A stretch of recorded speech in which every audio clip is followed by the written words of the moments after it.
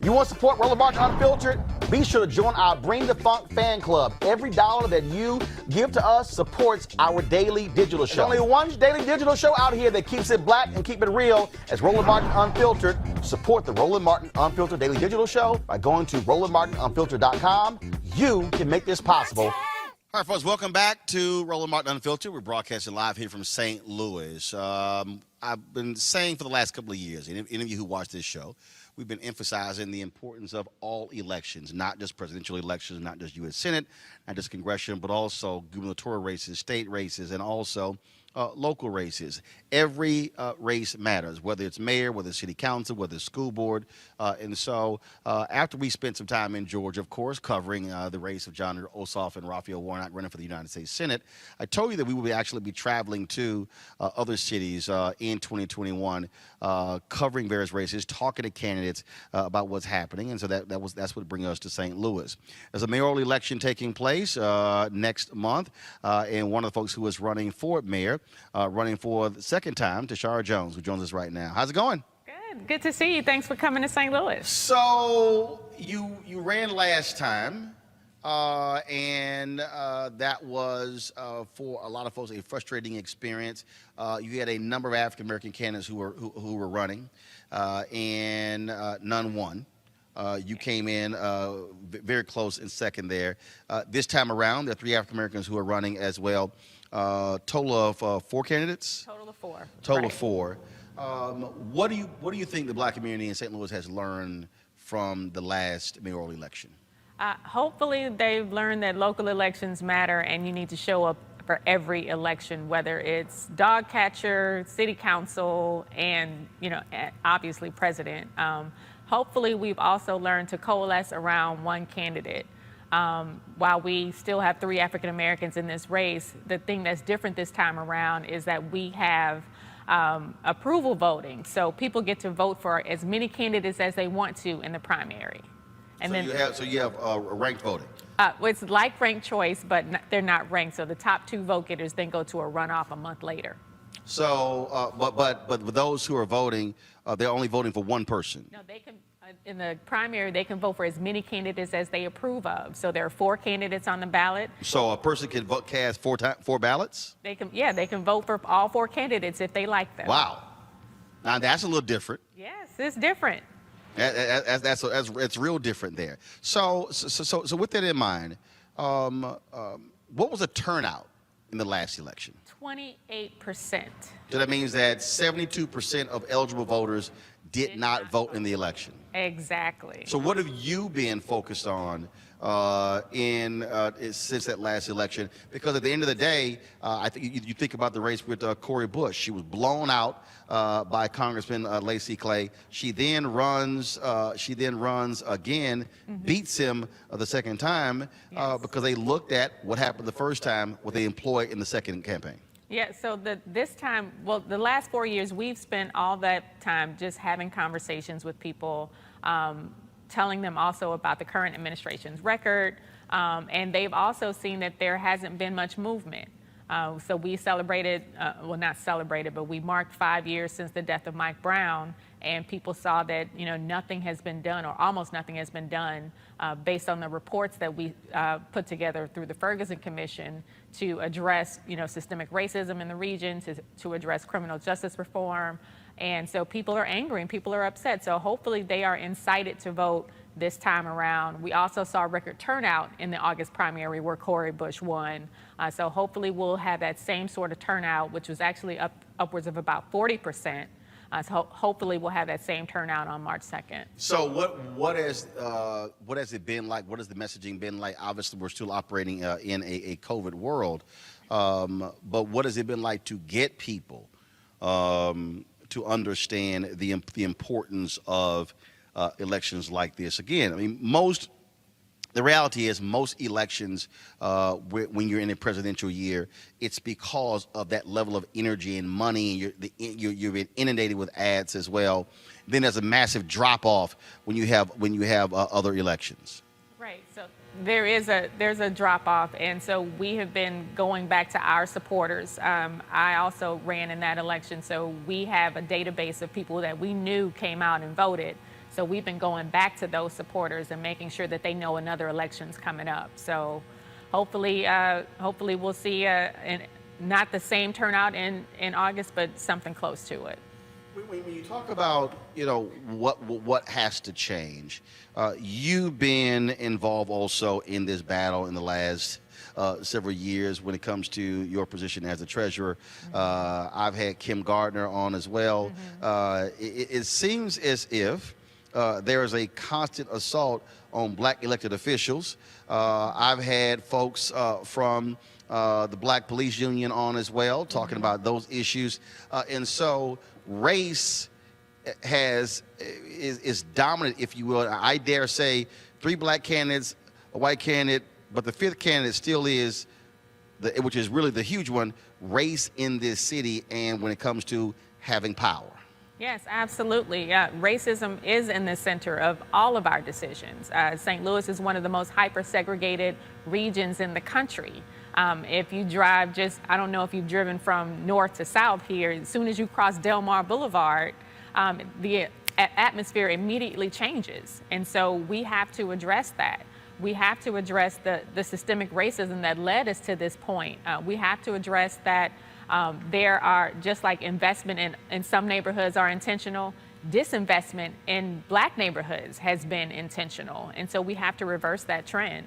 And as far as our local media, it seems like they have an all-out assault on especially black women in this town, black women in leadership. As you look at the editorial board from our local paper, they have written nothing but crazy editorials about me, about Darlene Green, Kim Gardner, Cori Bush, the list goes on and on. And so for the folks who are watching and listening, what are the demographics of the city? Because a lot of people out there assume, they assume that St. Louis is a majority black city.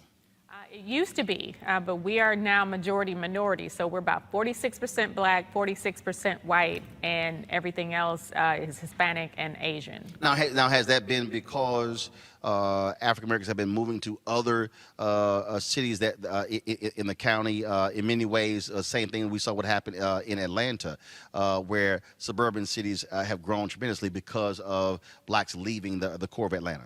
Absolutely, absolutely. In the last census, they are projecting that we lost 21,000 African Americans since the last census. Wow. Now, I interviewed Wesley Bell today, and we're going to be airing the interview later this month. And one of the things that he said is that he said that what he hears a lot from young folks is, I can't wait to graduate and leave. How are you going to address that? Because if you're having a drain on talent, the reality is that's really how cities die. It's sort of like churches. If that next generation isn't staying at the church, that church gets older, folks begin to die out, that church will eventually fade away because then there's simply not enough members to support it. What is your plan to stop that from happening? Well, we have to provide opportunities for our young people to thrive. And right now, we don't do a good job of that. So that means we need to push diversity within our unions. St. Louis is a huge union town. And there are so many tables that I sit around with union leadership, and they don't look like me. So we need to push there. We need to take care of our industries. Right now, our industries are like biotech, healthcare. So how can we push diversity there? We have 2 flagship universities that train doctors that go all across this country, yet we aren't training our doctors that graduate from our local high schools. So how can we develop a pipeline to train the next generation of health professionals? We have a HBCU in the center of town. How can we lift up that HBCU to train the kids of the future so they can take these jobs and take my position someday? But we don't do a good job at providing opportunity for our young people to thrive and survive here. Is it another huge problem that you have to deal with? And explain to folks, because you serve in the legislature as well, this weird relationship in this state in St. Louis where essentially the legislature wants to run the city. Right. Explain for folks who don't quite understand that dynamic.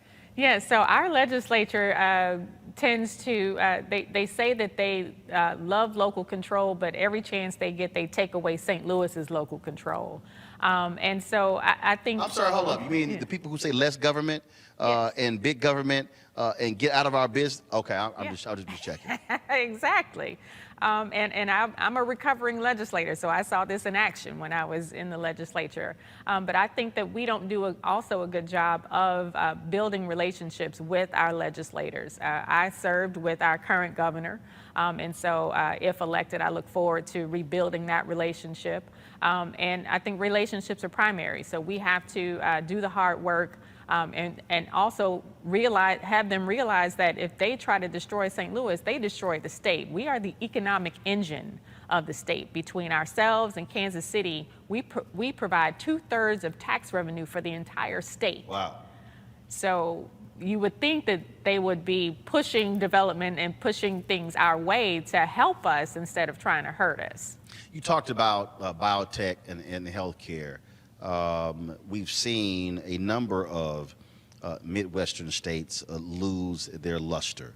When you talk about Illinois, when you talk about Missouri, when you think about Wisconsin, when you think about Pennsylvania, Ohio, a lot of people also, white folks getting older, passing away, younger folks leaving these states as well, losing their representation in Congress and other places like that.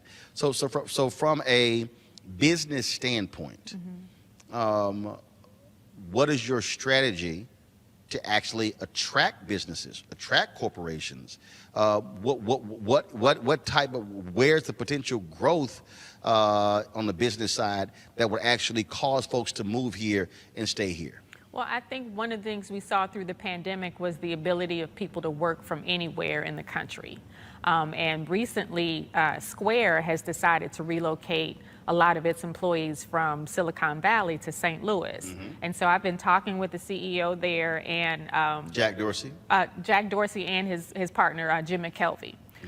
And we were talking about how can we create an environment where 10 other companies from Silicon Valley want to follow Square to Midwestern cities, because we've also seen the birth of some other cities like Nashville and Indianapolis and Kansas City even. So We need to talk to the leadership in those cities, see what kind of changes they made to attract those businesses, and try to do the same thing here. Because I am not a fan of reinventing the wheel or trying to come up with something out of the blue. We need to see what works and replicate it here. Or what often happens is when folks are running, they say, if we could just go back to how things used to be, because what used to be the dominant industries here in St. Louis? The dominant industry used to be, we have a huge we used to have a huge auto industry. The auto plant used to be actually right next door to where we are right now. Boeing, or what used to be McDonnell Douglas, used to have a huge plant here, and now so they have other plants across the country. We still have some of that here, but not as big as it used to be. And obviously, being in St. Louis, Anheuser-Busch, huge as well. Right, yeah, but InBev bought Anheuser-Busch, and now they have a smaller footprint here too. And so, in trying to make the connection to folks here to say a greater future, what has that conversation been like? What has it been like in talking to black voters and white voters who may say, okay, no, we have two different agendas here? Well, I think the number one agenda for both black and white voters has been crime. Crime and public safety and criminal justice reform. We just saw one of the most violent years on record in 2020 here in St. Louis. We had over 260 murders, but also an issue for attacking crime and public safety. It has to be a regional approach, because when you're looking at St. Louis from outside, you don't see that there's a difference between St. Louis City and St. Louis County, and that the elected officials are different there. So we need to provide a united front on making sure that we're attacking our problems as a region, not just as a city, because it doesn't stop at our borders or the Mississippi River, right? Because we're right across the river from Illinois. So how do we engage our partners in East St. Louis and help East St. Louis build up and address poverty all around the region? Well, the thing about what you just laid out, and when my interview with Kim Gardner today, she talked about the size of this city's police department and a massive number of police. And so every time you turn around, people say, oh, if you have this issue with crime, it would just have more cops. But what is the root cause of your crime issues here? The root cause is poverty.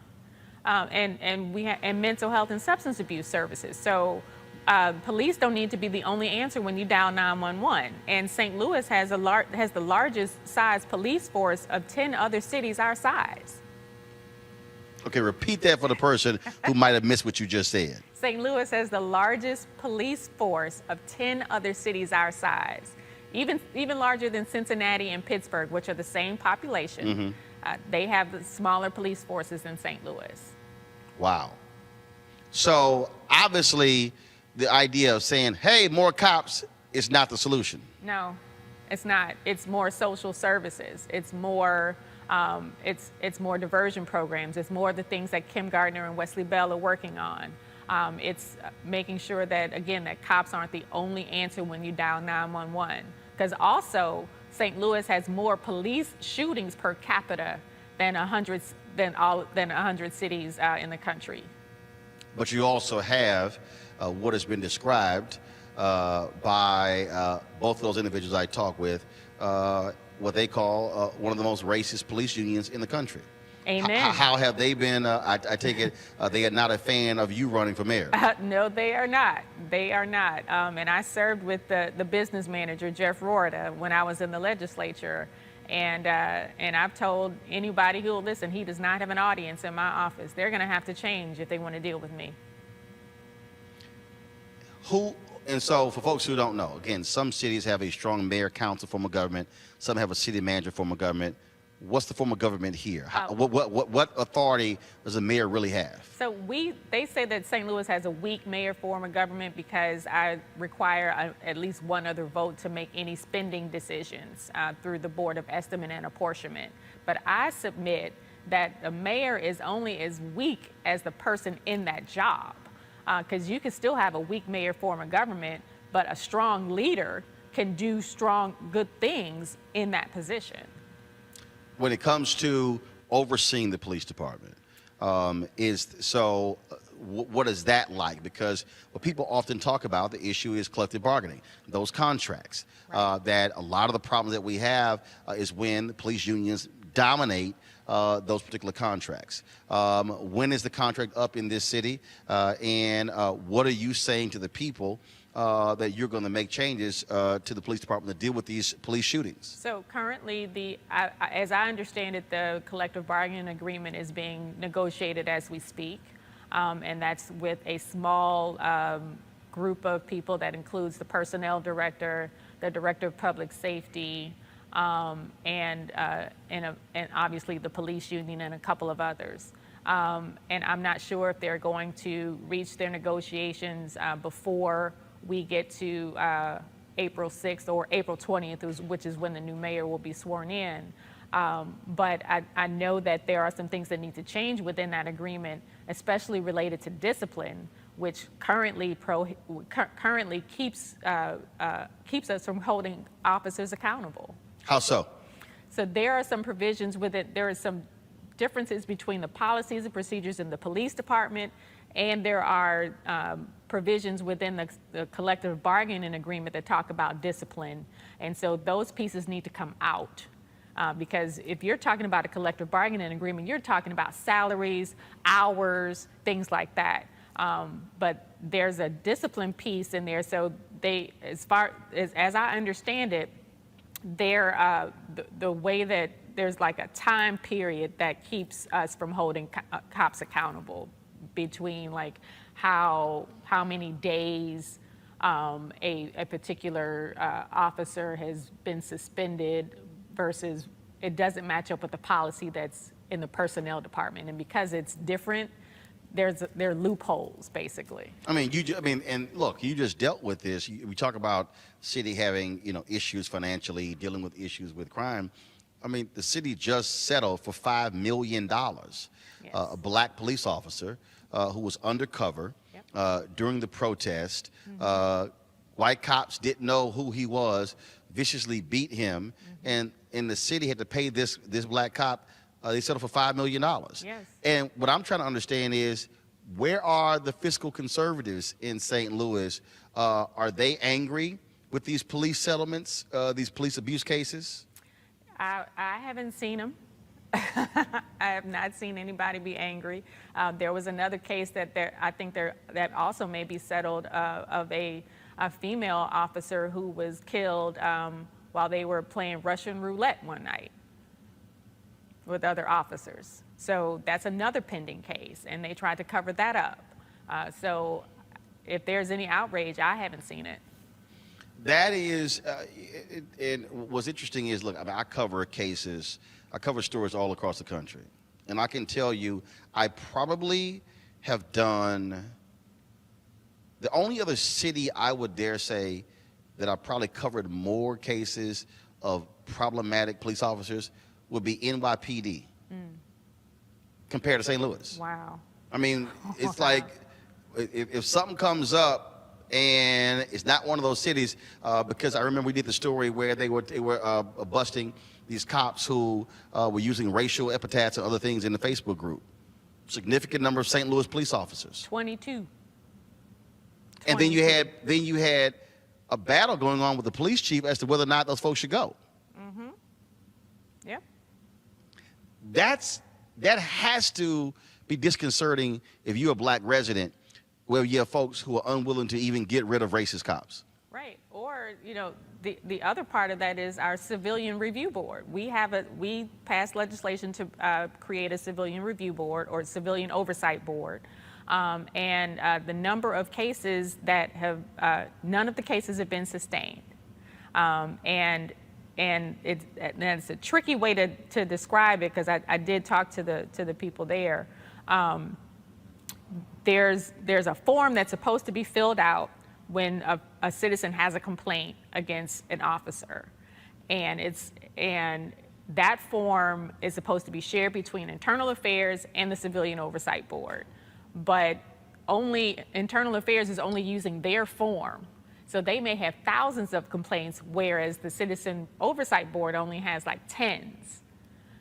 like 42 complaints versus internal affairs has thousands or hundreds, because when they say, well, why don't we have more complaints? Well, because the person didn't ask for that form. Okay, so what the hell is the point of a civilian review board then? Exactly. And this civilian review board, who appoints them? They're appointed by the Board of Aldermen and the mayor. But this is a communication issue. I don't fault the Civilian Review Board. I fault the Internal Affairs Division for not using the right form and not being a fair player here, because they know that the form exists, but the burden is on the person making the complaint to request the right form. How do they know? So here's what I don't understand. Why is it the city doesn't simply stipulate, because the city oversees the police department, that this is the form that you give? It's in the ordinance that's the form that's supposed to be used, but. Or how about this here? Okay, so when somebody makes a request, does the name of the person who they reach out to, is that required to be on that form? I don't know. So again, look, here's the way my mind thinks. If the Internal Affairs is giving people the wrong form, fine. From a city standpoint, require that Internal Affairs person, they have to put their name on the form. So if somebody says, this is the form they gave me, and it says Jim Jones, handed me this form, y'all then can go to Jim Jones and say, why in the hell did you hand the wrong form? Exactly. To me, that's how you fix that. I mean, because you have to hold people accountable. I mean, that's a game they're playing right there. Exactly. So how do you have an Internal Affairs, which is supposed to be investigating wrongdoing of police, pretty much saying, nah, we're gonna try to cover up as much as possible? Would you say that probably is the greatest issue that's going to drive this election, this relationship between police and its citizens and accountability? That's one of them, and addressing crime in our community. We have the reputation of being one of the most violent cities in America, and so when people look at coming here or relocating here, companies look at coming here, they're like, no, because if they type in St. Louis, and that's the first thing that comes up on a search. So no, I'm not going to want to go there if they're the most violent city in America. So how do we push back on that narrative? How do we take care of our people? How do we change that narrative to make people want to come here? But we have to take care of our people first. And how are you proposing to change that narrative? Because the reality is that has been built up over a long period of time. It has been. So because it's been built up over time, it's not going to change overnight. But I think a strong mayor with strong leadership skills who's going to be a strong champion for this region and for this city is what's going to change that narrative. We talked earlier. You talked about having 2 flagship universities here, and St. Louis University, Harris-Stowe. When it comes to addressing these problematic issues here, how are you incorporating them into this? How are you having them as stakeholders at the table to address what's going on? See, I don't think they've ever been asked to be at the table. So we have to bring them to the table. We have to bring everybody to the table, because it's not just the problem of city government. It's not just the problem of the churches. It's not just the problem of the schools. We have to bring everybody to the table to see how we're going to put our collective heads together to put a path forward for our region. We've done at least 7 or 8 different reports all saying the same thing, that people need more jobs and opportunity and workforce development and training, and we need to invest in North St. Louis. We need to address our school system. Our school system's fragmented. All of the things, right? And nobody's ever taken the reports and actually done something with them. So how do we take all of these reports, and of course, race is at the center of all of them. It talks about the systemic racism that's inherent in this region. So we need to take all of those reports, put them together in a strategic plan, and start addressing these issues. But everybody has to be at the table in order to do it. Actually, I think probably what you ought to do is, running, what you should do is, you should have a bonfire. You should take every single one of those reports and burn them all. Right. Because here's the whole deal. If I don't care what it is, I don't care if it's a business, I don't care if it's a neighborhood, I don't care if it's dealing with the city. If all folks have done or issued reports, then the only folk who've actually gotten any work are the folks who writing the reports and the printer. Right. Because this last one on economic development cost $800,000 to tell us what we already knew. Okay, so who spent $800,000? Not us. Not us. But it's from the development fees that they get through SLDC. It's a crazy setup. That is crazy. You pay me $800,000, I'll get you a report. Yeah, that's what I'm saying. So the folk who do these reports, Right. that sounds like that's the only people who are actually doing well. Right. What is the relationship? First, I'm gonna go back to the business relationship in a minute. I still want to go back to the college and universities. You talked about the poverty piece. You talked about that. You have these two distinct universities, and so how do you, or are they doing it? How are you driving folks from your school system to these universities, and maybe not just for 4-year degree, but 2-year programs, certification programs, where you also are helping folk build a skill set? We're not. And we have more than 2 flagship universities. There's Maryville, St. Louis University, Washington University, Harris Stowe, and Lindenwood. So I started a program called the College Kids Children's Savings Account Program. And we open college savings accounts for all kids in public school from kindergarten up. And what I want to do as mayor is bookend that program. So we start the accounts at kindergarten because we're trying to increase families' financial capability, but also how are we addressing the needs of our kids as they're coming out of high school? So we should be matching them up with union apprenticeships or 2 or 4 year vocational school, or how are we using our existing university systems to really reach out to all of our kids to say, hey, you can come here for free or reduced tuition. But I don't think we're not pulling those 2 pieces together. So it's just curious to me that if you have a fundamental problem in the city, you don't have a situation where you are involving all of the stakeholders. And so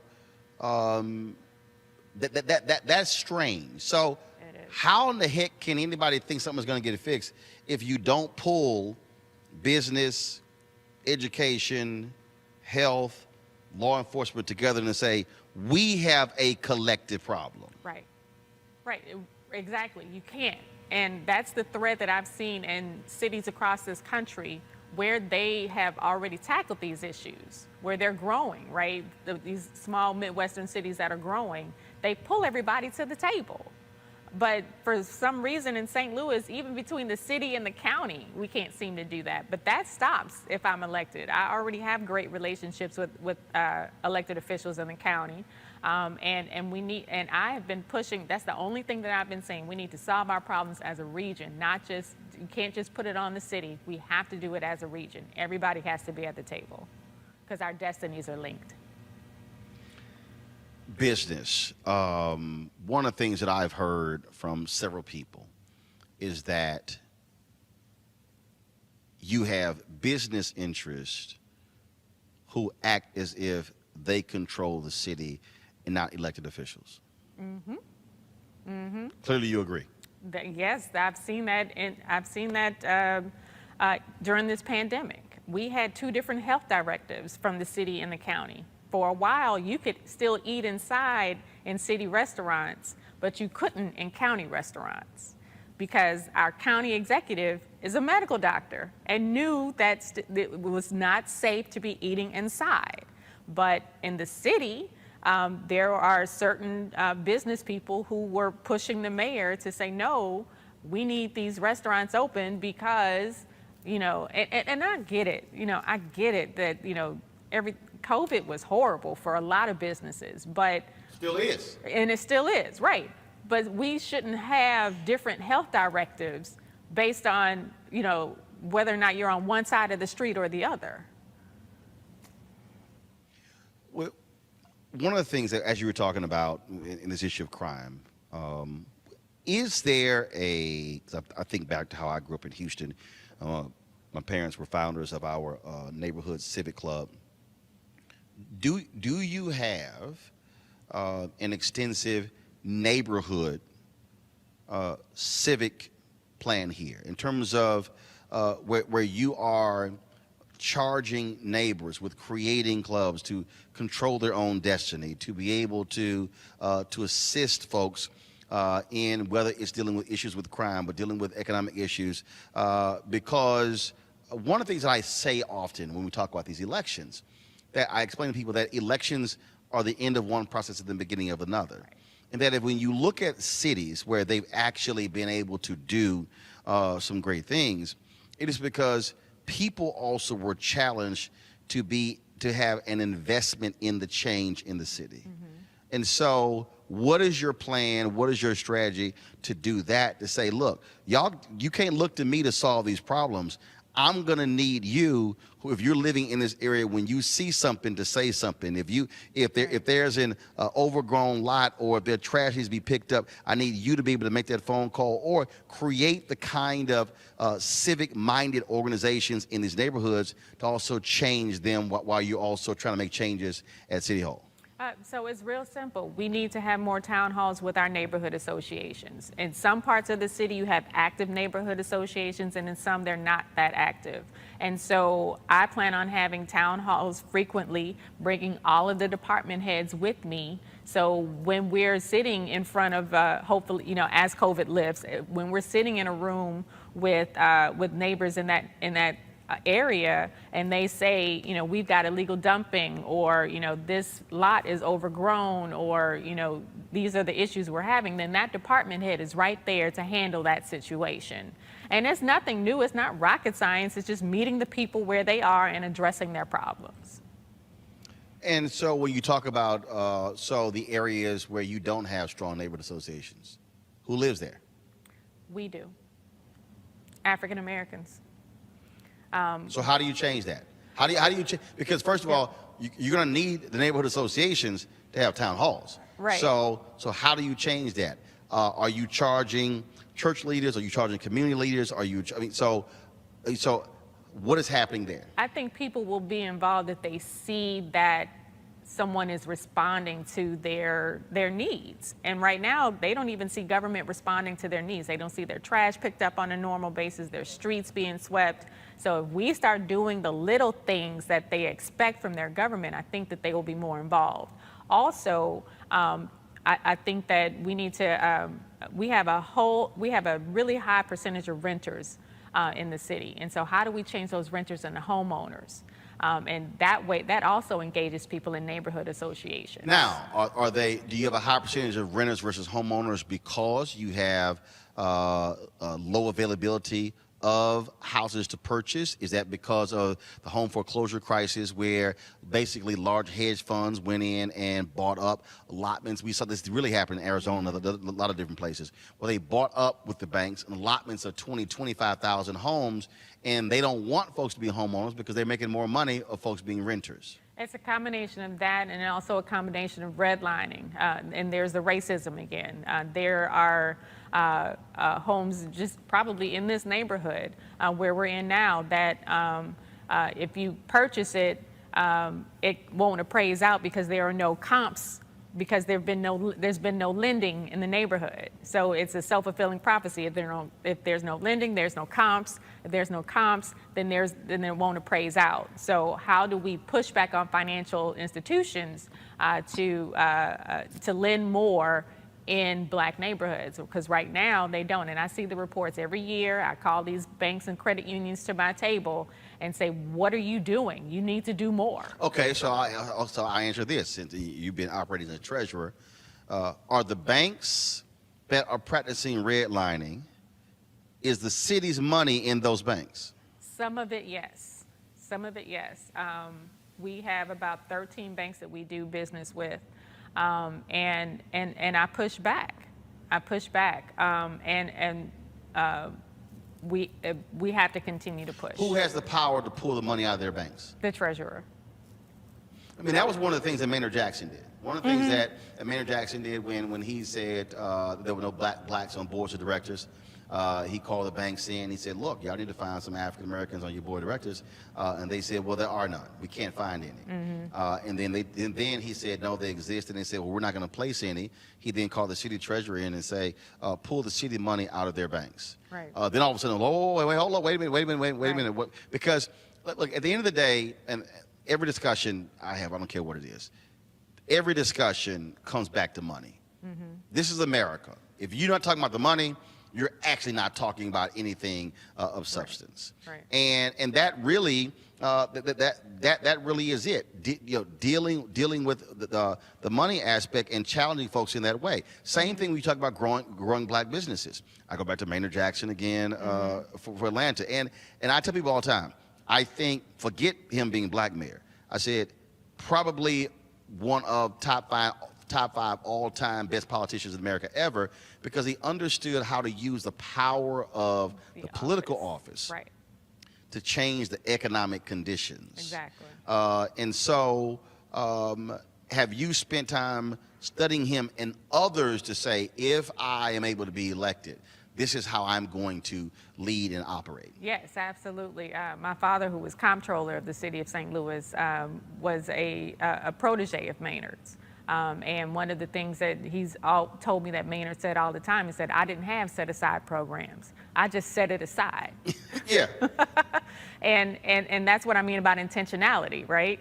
Just like disinvestment is intentional, investment is intentional. And so we need to make intentional decisions to say that we're not going to give you tax dollars, our tax dollars for investing in neighborhoods that don't need another tax dollar. But we can give it to you over here where this neighborhood needs investment, and you're going to work with this community to make sure that investment happens with them and not to them.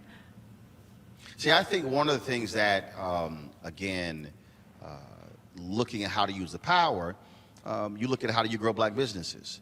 Again, something else that Jackson did, right. said, look, the city pays 180 days. These black businesses cannot float their companies that long. Said, fine.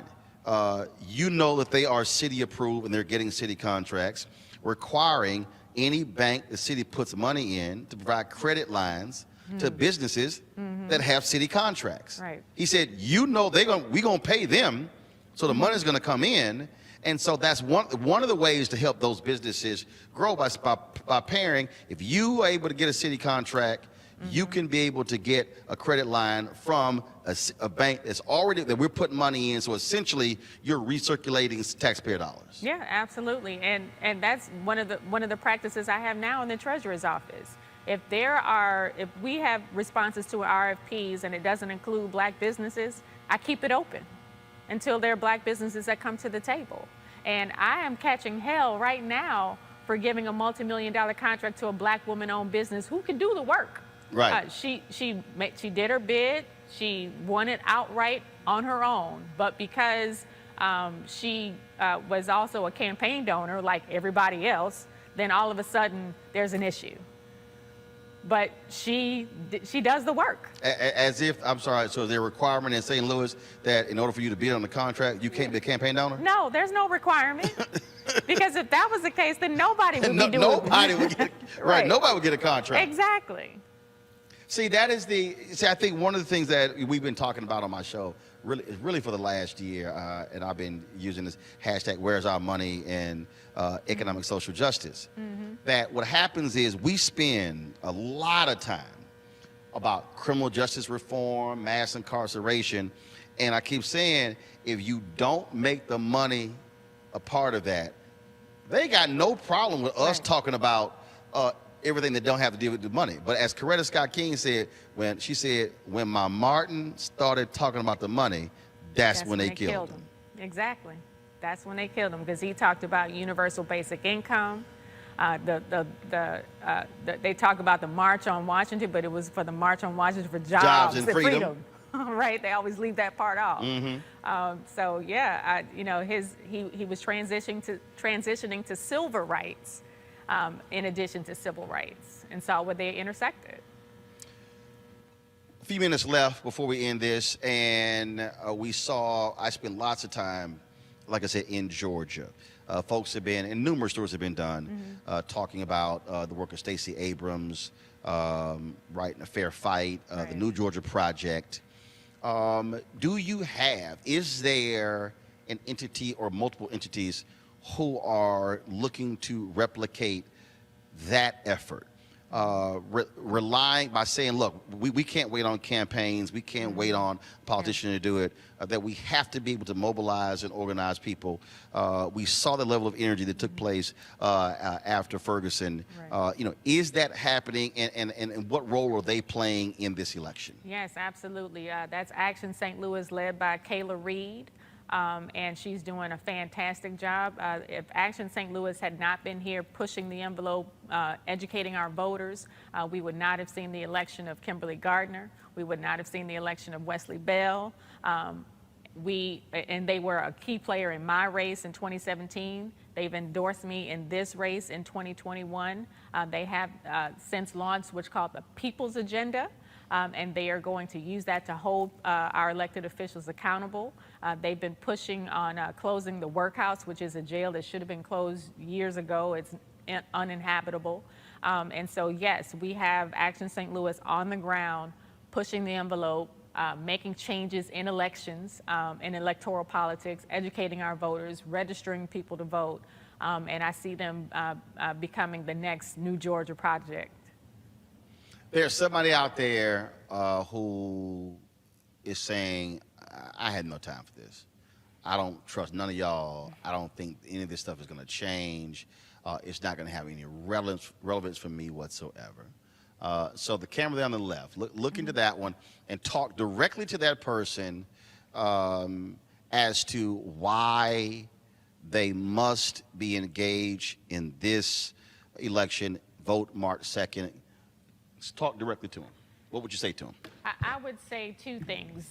Number one, you should be able to succeed here regardless of your skin color, who you love, how you worship, or whatever zip code you live in. And right now, St. Louis does not provide that opportunity for you. And as mayor, I will provide that opportunity for you.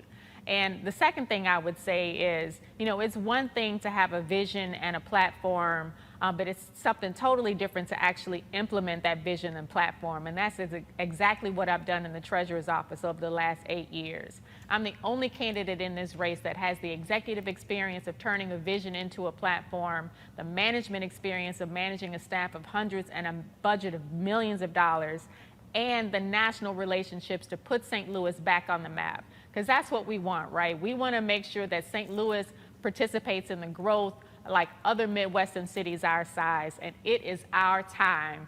And you need a champion and a fighter in the mayor's office, and I will be that mayor. Now, and I've seen some of y'all comments. You know, y'all know during the show we look at what y'all say on YouTube and Facebook and Periscope and all that sort of stuff like that. Someone said that, Roland, there are 3 black candidates who are running, and why aren't you talking to all 3? Because only one called me. So the point I'm making is here, and y'all know, we travel around this country. We reach out to people reach out to me as well, and I said on the show, hey, we're gonna go to these places, and then when I reached out to Charlotte, I said, hey, love to sit down and chat with you about the run for mayor. The reason, and this is why I keep also arguing to folks who are watching, why you must support what we do, because the reality is MSNBC will not call her until she wins. Let me just go ahead and unpack that for y'all, okay? Same thing. These folks will not call in Cori Bush until she upset Lacey Clay. Y'all remember Justin Fairfax? I had him on my show several times when he was running for lieutenant governor of Virginia. But it wasn't until he won lieutenant governor of Virginia that MSNBC called him, and he said that his first interview after he won was not going to be on Rachel Maddow's show, was going to be on my TV One show. He said because Roland called me when they didn't call me.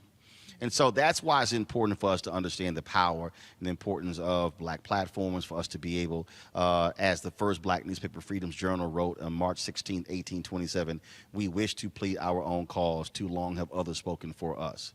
And so we certainly appreciate all the folks who watch, and that's why we want you to support what we do. And you can do so, of course, by going to our Cash App, $RM Unfiltered, paypal.me/R Martin Unfiltered, venmo.com/RM Unfiltered, Zelle is roland@rolandsmartin.com, and of course you can also mail to us, New Vision Media Inc., 1625 K Street Northwest, Suite 400, Washington DC, 2006. All right, folks, back to our Roland Martin Unfiltered video in just one moment. It's time to be smart. When we control our institutions, we win. This is the most important news show on television of any racial background. Y'all put $2, $3, $4, $5, $10, $15, $20, $30 on this and keep this going. What you've done, Roland, since this crisis came out in full bloom. Anybody watching this, tell your friends, go back and look at the last 2 weeks, especially of Roland Martin Unfiltered. I mean, hell, go back and look at the last 2 days. You've had sitting United States senators today, Klobuchar and Harris. Whatever you have that you can bring to Roland Martin Unfiltered to support it, please do, because this information may literally save your life. Watch Roland Martin Unfiltered daily at 6 p.m. Eastern on YouTube, Facebook, or Periscope, or go to RolandMartinUnfiltered.com. Support the Roland Martin Unfiltered Daily Digital Show by going to RolandMartinUnfiltered.com. Our goal is to get 20,000 of our fans contributing $50 each for the whole year. You can make this possible. RolandMartinUnfiltered.com.